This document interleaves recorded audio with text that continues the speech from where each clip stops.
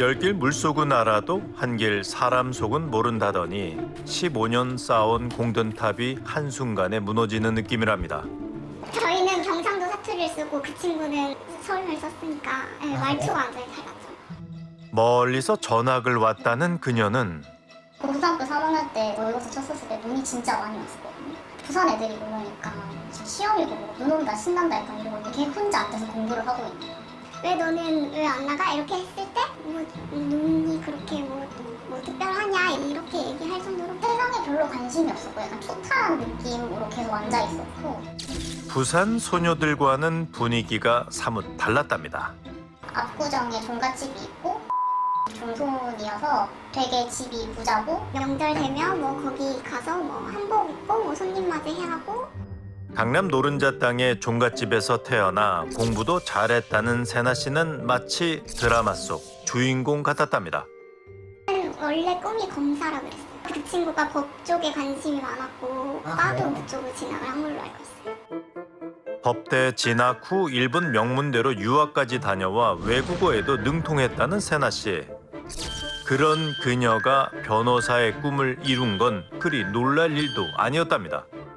형사소송 쪽으로 상담을 하면 시간당 얼마를 받고 월급이 기본이 700 이상이라고 해요. 700 이상이지. 내노라는 강남의 로펌에서도 잘 나가는 변호사였다는 그녀는 친구들에게 아주 든든하고 자랑스러운 존재였다는데요. 그런데 어느 날부터인가 연결이 되지 않아 음성사서. 얘는 진짜 무슨 일이 생겼나 도피범 쫓는다고 바쁘다 라고 얘기를 했어가지고 도피범을 쫓다가 진짜 어떻게 애 신변에 문제가 생긴 게 아니냐. 벌써 몇 달째 연락 두절 상태라는 세나 씨. 모르겠습니다. 첫판에 이런 말 드리고 싶지 않은데. 마치 친구들을 잊은 것처럼 그녀가 사라졌습니다. 저 거기 주소지 한번 갔거든요. 거기 주소지 방문했는데 아무리 봐도 얘가 살았을 것 같지가 않은 거예요.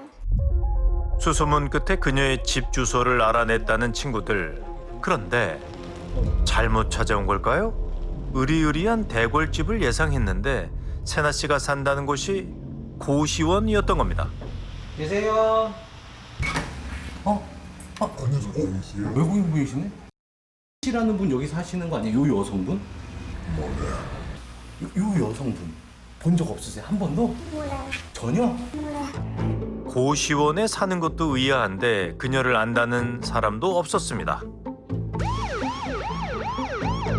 서로에게 세나 씨의 근황을 묻던 두 친구는 한 가지 놀라운 공통점을 발견했다고 합니다. 너한테 돈 얘기 제일 처음에 했었던 거는 네. 2천 넣으면 한 달 뒤에 20만 원 받는다는데 넣을래. 저한테 돈을 빌려달라고 한 게 아니라 그냥 이체 내역이 필요하다고 했어요. 그러면서 돈 500을 가져간 게 작년 8월이거든요. 놓치기 아까운 계모임이 있다면서 친구의 돈을 빌리거나 도무지 이해할 수 없는 이유로 수백만 원씩 빌려간 뒤로 연락이 끊겼다는 세나 씨. 그런데 세나 씨를 찾는 사람은 두 친구뿐만이 아니었습니다. 부모님이랑도 초등학교 때부터 알고 지냈던 사람들이라 제가 제일 많은 정보를 알고 있고 돈을 엄청 빌려줬었어요. 그러시구나. 저는 700이 넘거든요 지금. 세나 씨의 20년 지기라는 유나 씨였습니다. 자기 아버지가 건설 사장이라는 건 알고 있었는데 회사가 부도가 나게 생겼고 자기도 청와대 또 아파트 빼고 대출도 받고 그래서 그래도 돈이 너무 부족하다 어떡하니 미치겠다 막 이런 식으로 하니까 친구로서 어떻게 그걸 모른 척을 해요. 세나 씨의 간절한 부탁에 퇴직금까지 보태 800만 원 가까이 되는 큰 돈을 마련해 줬답니다. 세나 씨가 행여 부담을 느낄까 천천히 갚으라며 오히려 위로하기까지 했다는데요. 그래 7일 지나도 아예 안 읽는 거예요. 아 내일 어머님한테만 연락해볼 거야 이런 식으로 했는데도 연락을 안 보는 거예요. 걱정되는 마음에 세나 씨의 어머니와 그녀의 집을 찾아갔다는 친구 유나 씨. 그런데 거기에 다른 사람이 또 숫자가 들어와서 살고 있나 싶을 정도였어요. 빨래들이랑 다 섞여서 집에 테이박스가 낮은 물도 있고 거기에 배달 음식 먹고 안 치운 게 다 있는데 닭뼈가 불러다니는 거예요. 더욱 이상했던 건 세나 씨 어머니의 묘한 반응이었다고 합니다. 근데 이제 어머님이 아 너 이거 몰랐니? 나는 안 났다 이러시는 거예요. 아버지 회사 몇 너 그런 적 없어. 너 무서워요. 그렇게 말씀하지 마세요. 했더니 걔 변호사인 적 한 번도 없어 이러시는 거예요. 걔 변호사 시험 5번 다 떨어져갖고 변호사 시험도 못 봐 이러시는 거예요. 이 대한변협에다가 검색하면 다 뜨거든요. 검색된 데이터가 없습니다. 어머니 만났을 때 걔 그때 물어봤었어요. 걔 그때 나왔다고. 아니 걔 그때 나온 적 없는데 뭔 소리야. 단지 교환 학생 신분으로 잠시 일본을 다녀왔을 뿐 유학도 얼토당토하는 얘기랍니다. 사실 걔가 중학교 때부터 자기한테 거짓말을 하기는 했다. 어머니는 담임 선생님한테 연락을 했대요. 좋은 고등학교 갈 수 있을 텐데 왜 여기로 가냐 물어봤더니 어머니 걔 성적이 걔 거기 못 가요 라고 했대요. 성적표를 조작한 거를 어머니 그때 아셨는데 얘가 부모님 자기를 기쁘게 해주려고 그랬나 보다라고 생각하고 그냥 넘어갔대요. 자그마치 20년을 속여온 세나 씨. 대체 무엇이 그녀의 진짜 얼굴일까? 인지적 불림은 오히려 무서울 것 같아요. 왜냐면 저는 당장 그 모든 진실 마주할 자신이 없어요. 분명 빈집은 아닌 것 같은데요. 문 좀 열어봐. 너 안에 있는 거 아니까 문 좀 열어봐 얼른. 그때였습니다. 저희 집 아니에요? 맞아요. 잠시 뒤 굳게 닫혔던 문이 열렸습니다. 하지만 모습을 드러낸 이는 웬 남성이었습니다. 누구세요? 친구인데? 그녀의 남자친구였는데요. 연락이 안 돼서 걱정돼서 온 건데. 연락이 안 됐나요? 전화 받으신데요? 연락이 잘 된답니다. 남자랑 잘 살고 있었네요. 약간의 기대는 조금 있었던 것 같아요. 그래도 얘가 양심이 있으니까 피해 다니는 걸까? 얘가 이렇게 잘 사는 거 보니까 내가 법적으로 얘한테 뭘 하든 좀 미안한 마음이 없겠다라는 생각은 좀 들어요. 대체 변호사라는 직업이 뭐길래 친구들에겐 단 한 번도 그녀는 진실을 털어놓지 않았을까? 이제 세나 씨의 얘기를 들어봐야겠습니다. 여보세요? 혹시 안녕하세요. 저 SBS 오연두 PD라고 해요. 네. 진실에 대해서 저는 왜 제대로 얘기를 못할 수밖에 없는 그런 사연들이 있는지가 사실 되게 궁금했던 거라. 그거는 그냥 나중에 저희가 풀 일이지. 네. 뭐 제3자한테 굳이 그 사정을 얘기하고 싶진 않고. 그러니까 제 마음을 저도 지금 추스리고 있는 과정이고, 씨가 추스린다고? 친구분들이 추스려야 되는 게 아니고요? 당연히 추스려야 되는데, 자꾸 이런 쪽 전화 이런 거 받으면 저도 제가 도망칠 것 같아서 더 이상 건들거나 그러지 않았으면 좋겠어요. 왜 친구들한테 변호사라고 하셨던 거예요?